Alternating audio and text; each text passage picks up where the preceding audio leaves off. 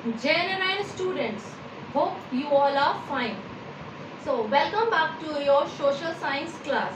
Students, हम लोग geography पढ़ रहे थे और आज हम ज्योग्राफी का चैप्टर नंबर 3 स्टार्ट करेंगे, that is motions of the earth. So there are the two important motions of the earth, movement of the earth. The first one is rotation and the second one is revolution. So what is rotation?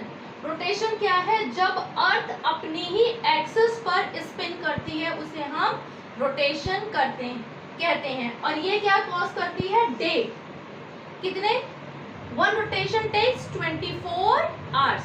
So rotation the movement of the earth on its axis. Axis क्या है हमारा? Imaginary line. What is our axis? Axis is an imaginary line. तो जब हमारी earth अपनी imaginary line यानी axis पर spin करती है उसे हम रोटेशन कहते हैं. How much time it takes? It takes 24 hours यानी half day. So it causes day and night. Rotation हमारा क्या कॉज करता है? डे और night. Now we come to the revolution.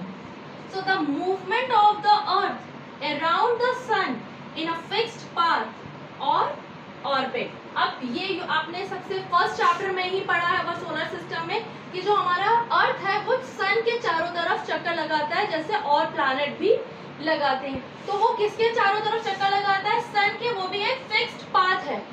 तो ऐसा नहीं है कि अगर अर्थ चक्कर लगा रही है तो मरकरी भी आकर के यहाँ पर चक्कर लगाने लगेगा. नहीं, mercury is having its another path. उसका एक अलग पाथ है. तो जब अर्थ जो है अपने फिक्स्ड पाथ यानी जिसे हम ऑर्बिट कहते हैं उस पर जब सन के चारों तरफ चक्कर लगाती है उसे हम रेवोल्यूशन कहते हैं. सो revolution takes 365 days and 1/4 day.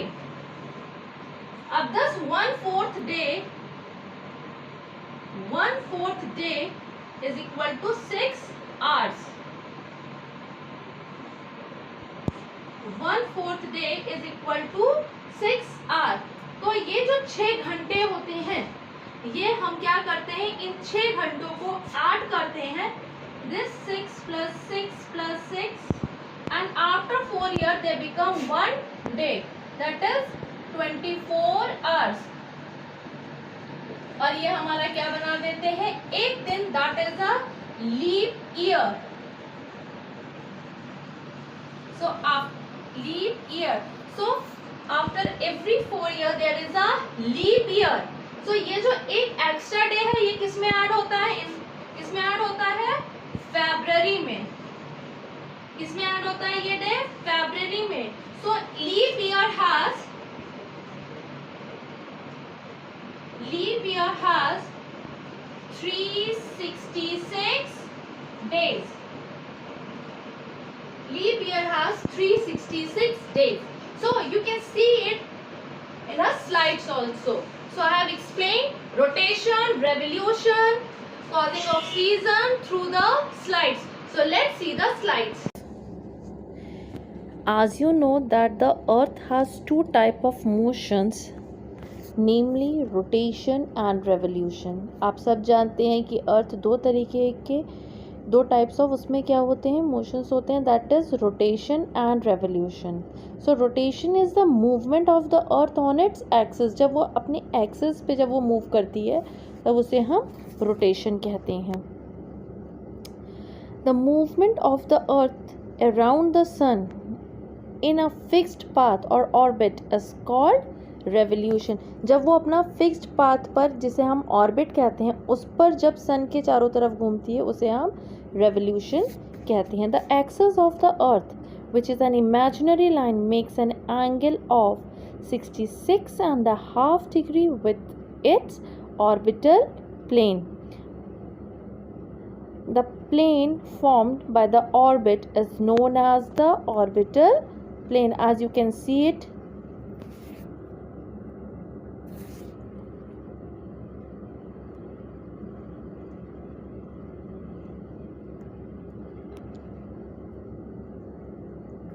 तो आप जानते हैं कि जब due to the spherical shape of the earth only half of its get light from the sun.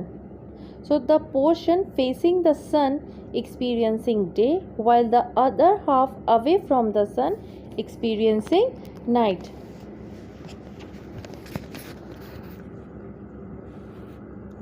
The circle that divides the day from night on the globe is called the circle of illumination. The circle does not coincide with the axis, वो axis से नहीं मिला होता है, वो बीचों बीच से divide करता है. The earth takes about 24 hours to complete one rotation around its axis. So the period of rotation is known as the earth day. This is the daily motion of the earth. What would happen if the earth did not rotate? अगर अर्थ घूमे नहीं तो क्या होगा? The portion of the earth facing the sun would always experience day, thus bringing continuous warmth to the region. जो हिस्सा सूरज के सामने होगा वो क्या होगा? वहाँ पे दिन हमेशा दिन रहेगा और वो गर्म रहेगा. The other half around would remain in the darkness and be freezing cold all the time. Or the second motion of the earth around the sun in its orbit is called revolution. The earth takes 1 year or about 365 days to revolve once around the sun.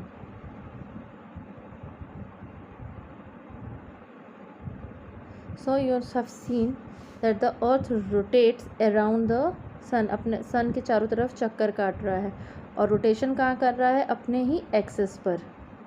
So it takes 365 and 1/4 day to revolve around the sun.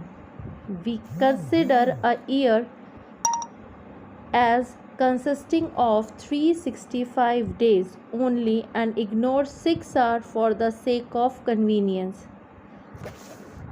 6 hours saved every year are added to make one day, that is 24 hours, over a span of 4 years. This surplus day is added to the month of February. Thus, every 4th year, February is of 29 days instead of 28 days. Such a year with 366 days is called a leap year. उसे हम क्या बोलते हैं? Leap year. Leap year में कितने days होते हैं? 366. जो हर साल 1/4 डे यानी 6 घंटे बच रहे थे वो जुड़ते जुड़ते 6 4 साल में क्या बन गया? एक दिन बन गया, यानी 24 आवर्स बन गए. It is clear that the earth is going around the sun in an elliptical orbit. Okay, does this revolution affect the seasons? Yes. Season change due to the change in the position of the earth around the sun. So the tilt and the revolution cause the season. On 21st June, the northern hemisphere is tilted towards the sun. Northern hemisphere किधर की तरफ झुका होता है? sun की तरफ. The rays of the sun fall directly on the Tropic of Cancer. As a result, these areas receive more heat. The area near the poles receive less heat as the rays of the sun are slanting. The North Pole is inclined towards the sun and the places beyond the Arctic Circle experience continuous daylight for about 6 months. Since a large portion of the northern hemisphere is getting light from the sun, it is summer in the region north of the equator. आपने देखा है कि larger portion north का क्या है? Sun rays को पा रहा है, तो वहाँ पर क्या है? समर सीजन है. The longest day and the shortest night at these places acre on 21st जून. अब मैं अगर इसका अपोजिट करूँ एट दिस टाइम कि सदर्न हेमिस्फीयर में क्या हो रहा है, वहाँ पर क्या है इस समय? विंटर. उसका उल्टा है. The nights are longer than the days. This position of the earth is called the summer solstice. यानी कि नॉर्दर्न हेमिस्फीयर में क्या है, क्योंकि सन के डायरेक्ट उसमें है तो वहाँ पर क्या है, समर है, और सदर्न हेमिस्फीयर में सनलाइट से दूर है, उसका उल्टा है, तो वहाँ पर क्या है, विंटर है.